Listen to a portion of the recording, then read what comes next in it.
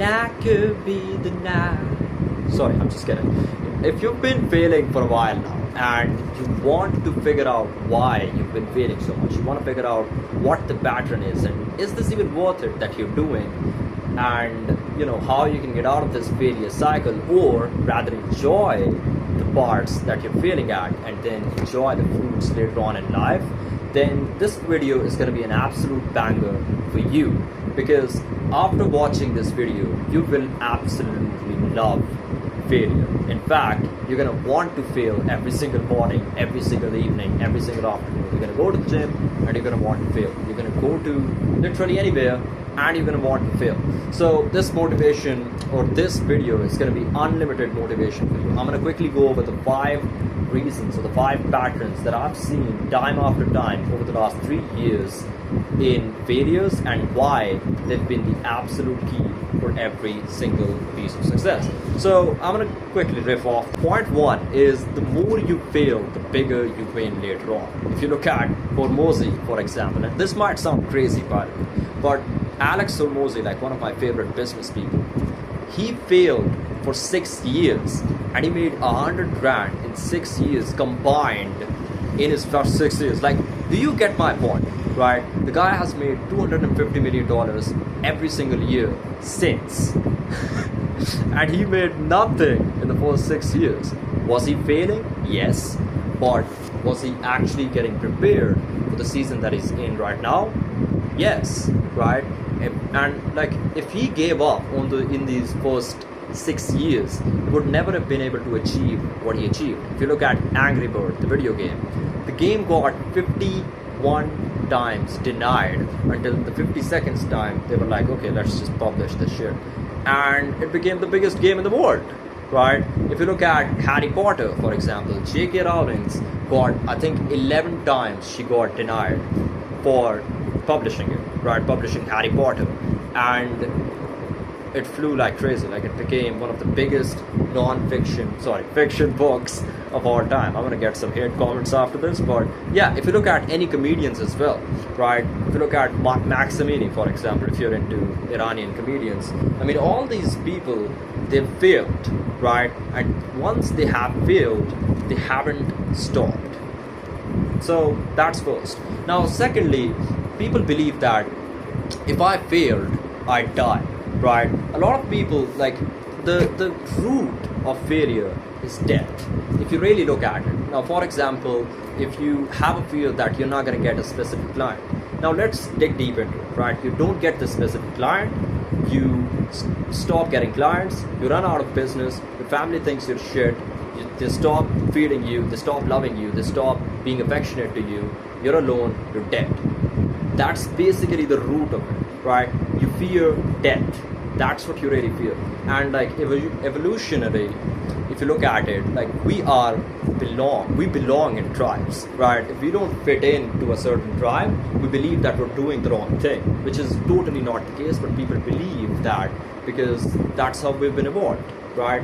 So if you understand the fact that you don't die if you fail, you actually build yourself up, as we talked about in point 1, that the bigger you fail, the more you fail in the beginning, the more you build later on.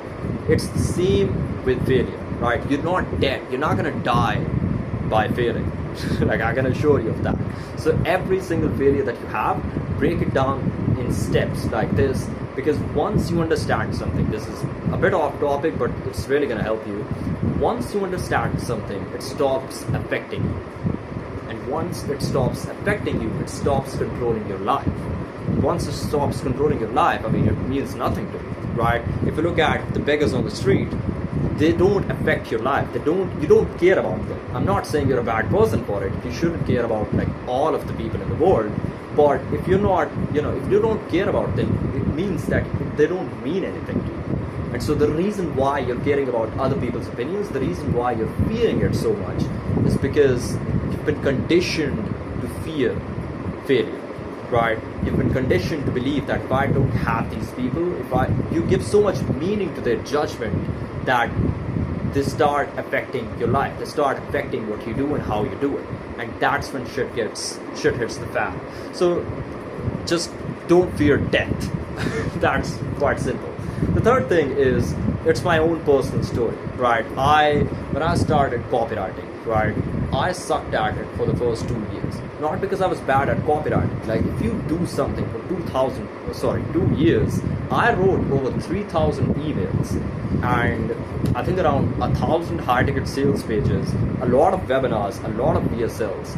And like any copywriter who's listening to this will agree, or will minimally understand the fact that it's a lot of reps, right, without results.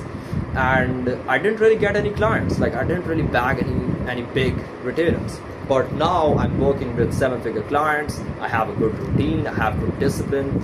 But if I gave up on in those 2 years, I'd never been able to become the person that I am right now, which is like all grace to God. But I wouldn't be able to do this. And so it's also like motivation for you. If you're going through that tough time, you have to realize that this is not forever, and this will end, just like this pen. No, I'm just kidding. So the fourth point is, the greats failed the most. If you look at Michael Jordan, right, he got dropped out of his basketball team in 9th grade, right, and then he became the first draft pick, right, first pick in drafts.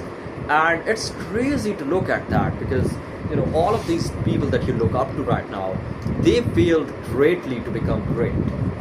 And you have to decide that, okay, if I want 20K a month, if I want 30K a month, if I want these things in life, I gotta suck, and I gotta fail even at the things that I love to do, because I promise you from experience, you're not always going to love these things, right? You're not always gonna love what you do. I didn't love like hitting record on this camera, but I am loving it right now. So you have to realize that the shitty feeling never goes away. So the greats failed the most. Now the fifth is, failures are redirection. And this is super important to understand, because if you try 100 times, or I'm pretty sure you've heard the expression, if you knew you were 100 failures away from success, wouldn't you fail faster? Like, wouldn't you have more motivation to fail? And people see that and they nod, but they don't really do something about it. And I get pissed off at this, because if you know something is true, if you know something is right, why the fuck would you not do something about it? Right? Why wouldn't you do something about it? And that's why, like, failures are redirection. On to the point. It's not that you have to fail 100 times and be proud of your failures. It's that you fail 100 times to realize, or to see what worked, or what you sucked the least at. Because if you make a list of 100 things you failed at, right, you will also find that these are if you make 100 videos, right, you have these 10 videos that really performed, that really got the views, that really caught people's attentions, and they have some commonalities. And I always talk about this with my friends, and they get pissed off at me for being such a nerd about this, but it's so true. Like, if you look at the only reason behind reps and volume, like the reason why people say work 12 hours, is because they want you to get more done. And when you get more done, you know what works more and what works less. But the main problem is people just keep doing and doing and doing, and they keep working like a donkey, and they don't really stop to see what actually works and then do more of that. So the 3-step formula that I use to make failures a blessing is more, better, new, which is do more of whatever you're trying to do, which is recording videos, which is like writing emails, which is writing posts, making content, whatever it is, do more of it. Better, which is the second part, find what works, which is like figure out the top 10 and figure out the commonalities, like what was in these reels or what was in these things that wasn't in these 90 things, and that's why they sucked, and that's why these 10 won, right? And do more of these 10 things. And thirdly, new. So at a certain point in time, trends change, algorithms change, the market changes, right? People stop wanting what they once wanted. Obviously, like if you're in the house buying community, people won't stop wanting homes, because people will always need a place to live. But at the same time, like if you look at certain things like just in general market, right? Just if you're a copywriter, you'll understand this. Markets change like rivers. Market change like the weather sometimes.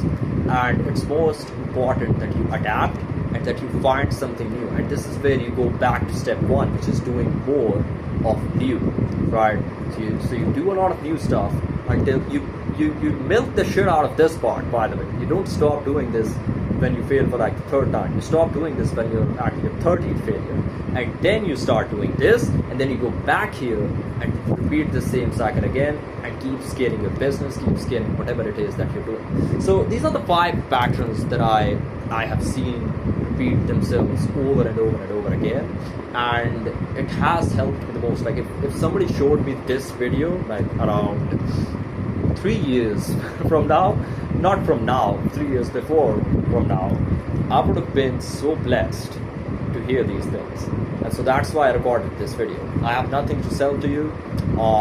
Please use these patterns and figure out how you can use them in your personal life and just win. And remember, like, only losers want you to lose. Winners always want you to win. The reason why there are only 10 people in the arena and 100 people, 1,000 people in the Colosseum, like watching them fight, is because those 1,000 people aren't brave enough to stand in that arena, right? Only the 10 people who are fighting are what matter.